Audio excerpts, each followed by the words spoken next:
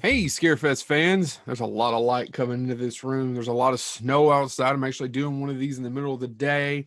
Once again, I've moved things around here. This is Joe Lewis of Bonehead Weekly, and I've got another review for you.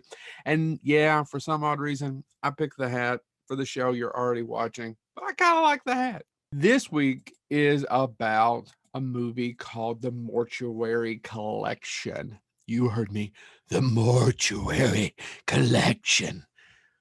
It's written and directed by a guy named Ryan Spindell. And apparently he worked on this movie off and on when he had money for 3 or 4 years. Stars Tristan Byron, Eden Campbell, Hannah Lloyd. I know, I don't know any of them either. That's okay. The main star of the piece is Clancy Brown. Now, if you don't know who Clancy Brown is, well, Clancy Brown is one of the best character actors of all time. You ever seen Starship Troopers? If you the hand knife. I was going to do the line, but I can't do Clancy Brown justice. You ever see The Highlander? He's the villain. Do you ever see a little movie called The Shawshank Redemption? About to throw Andy Dufresne off the building? That's Clancy Brown. Big fan of SpongeBob? He's the voice of Mr. Krabs.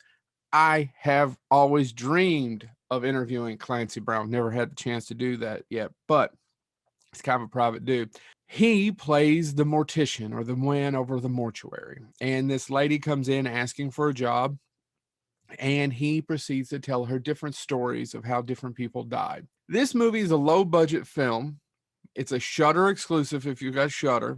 I liked it because it doesn't always look low budget. I actually think the effects in this look great. It's shot superbly. It looks cinematic. This movie looks great.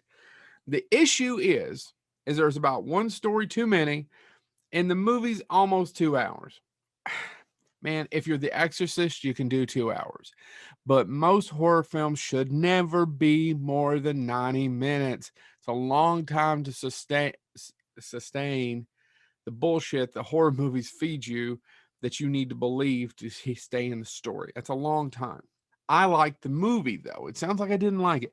I'm very impressed of how well this movie was shot. I like Clancy Brown in it. I liked all that. There's no bad acting in it.